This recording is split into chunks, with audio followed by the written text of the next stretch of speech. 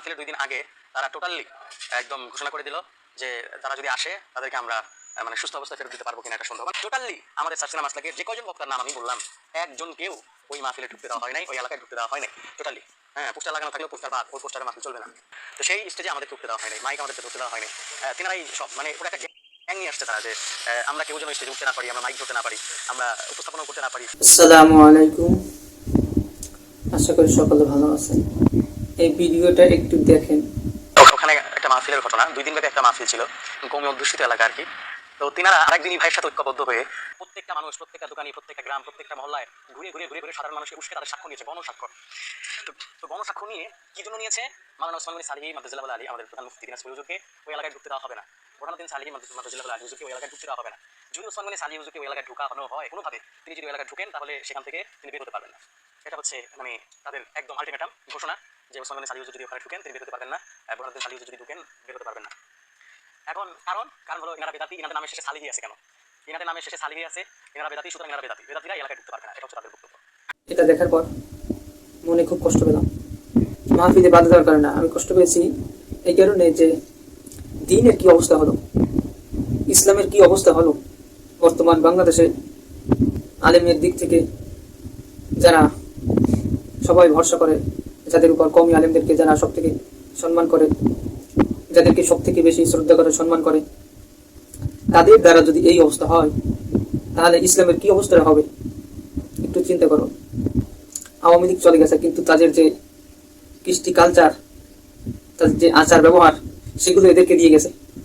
আওয়ামী লীগের লোকজন, ছাত্রলীগের লোকজন, তারা তো দিন সম্পর্কে জ্ঞাত না, দিনের জ্ঞান তাদের মধ্যে নাই। তারা ক্ষমতা টিকে থাকার জন্য ভারতের চাপে পড়ে কাজগুলো করত, কিন্তু তারা নিজেদেরকে আলেম দাবি করে, জেনে বুঝে এই ধরনের কাজগুলো কিভাবে করে আমার মাথায় আসে না। তারা বলে তারা কি বেদাতি। এই বাংলাদেশে যদি কোনো ইমানের দিক থেকে, আমলের দিক থেকে, আকীদার দিক থেকে স্বচ্ছ যদি কোনো প্রতিষ্ঠান থেকে থাকে, সেটা হলো সার্সিনা মাদ্রাসা, সার্সিনা দরবার শরীফ। আমি চ্যালেঞ্জ দিয়ে বলতে পারি, এটা সার্সিনা দরবারের মতো এতটা স্বচ্ছ কোনো প্রতিষ্ঠান, কোনো দরবার আপনি এই বাংলাদেশে পাবেন না। এটা আমি চ্যালেঞ্জ দিয়ে বলতে পারি।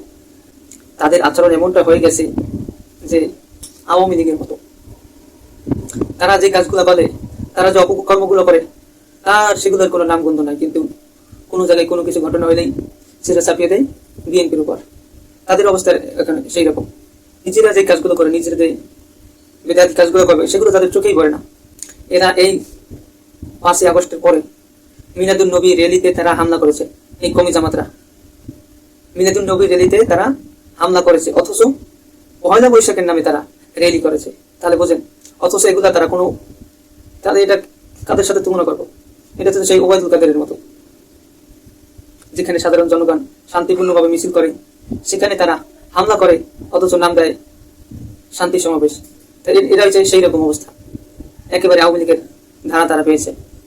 মিলাদুন নবী র্যালিতে হামলা করে, অথচ তারা পয়লা বৈশাখের নামে র্যালি করে, আনন্দ উৎসব করে।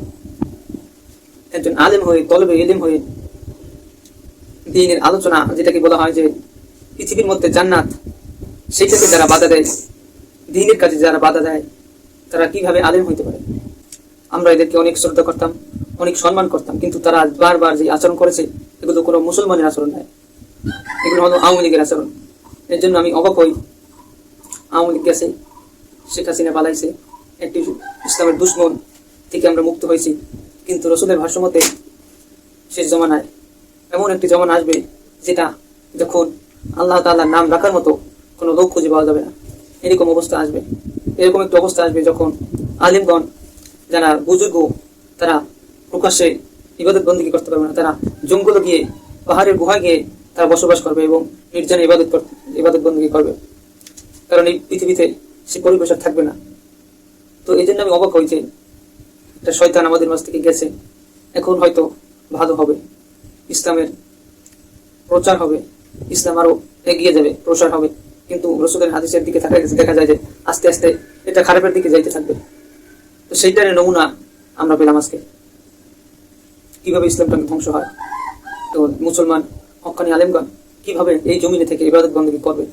বাংলাদেশের সব থেকে স্বচ্ছ যে প্রতিষ্ঠান সারসিনা দরবার শরীফ সেখানের মাহফিলে যদি তারা বেদাত বলে, সেইখানে যদি তারা বাধা দেয়, দিনের কাজে তারা বড় আলেম দাবি করে, নিজেদেরকে আলেম দাবি করে, তারা যদি এই কাজগুলো করে তাহলে অন্যরা কি করবে? এভাবেই ইসলামটা ধ্বংস হয়ে যাবে আস্তে আস্তে। মাহফিলের 2 দিন আগে তারা টোটালি একদম ঘোষণা করে দিল যে তারা যদি আসে তাদেরকে আমরা মানে সুস্থ অবস্থায় ফেরত দিতে পারবো কিনা একটা সন্দেহ, মানে সোজা কথা একটা আলটিমেট। তাদের পক্ষ থেকে দাওয়াত দেওয়া হবে হচ্ছে মাওলানা হাসান জামিল সাহেব, ওনাকে দাওয়াত দেওয়া হয়েছে। আপনি চিন্তা করেন মাহফিলের 2 দিন আগে যেই সব বক্তাদের মানে আমি এটা ভাবছি অনেক, যাদেরকে দাওয়াত দিতে গেলে আপনি চিন্তা করেন 1 মাস 2 মাসে যাদেরকে কখনো ডেট পাওয়া যায় না। হ্যাঁ, আমি তো মোটামুটি 5-6 মাস 7 মাস 8 মাস 10 মাস আগে ডেট দিতে হয়। 2 দিনে তেনাদের মাহফিল সেখানে নির্ধারিত হলো। টোটালি আমাদের সারসিনা মাসলাকে যে কয়জন বক্তার নাম আমি বললাম, একজনকেও ওই মাহফিলে ঢুকতে দেওয়া হয় নাই, ওই এলাকায় ঢুকতে দেওয়া হয় নাই টোটালি। হ্যাঁ, পোস্টার লাগানো থাকলেও পোস্টার বাদ, ওই পোস্টারে মাহফিল চলবে না। তো সেই স্টেজে আমাদের ঢুকতে দেওয়া হয় নাই, মাইক আমাদের ঢুকতে দেওয়া হয় নাই। তেনারাই সব মানে ওরা একটা গ্যাং নিয়ে আসছে তারা, যে আমরা কেউ যেন স্টেজে উঠতে না পারি, আমরা মাইক ধরতে না পারি, আমরা উপস্থাপনা করতে না পারি। ঠিক আছে, আসরের পরে সম্ভবত ইমতিয়াজ ভাইরা গজল দিয়েছিলেন 2-1টা, কিন্তু মাগরিবের পর থেকে টোটাল স্টেজ ব্লক, ওখানে আমাদের কাউকে উঠতে দেওয়া হবে না।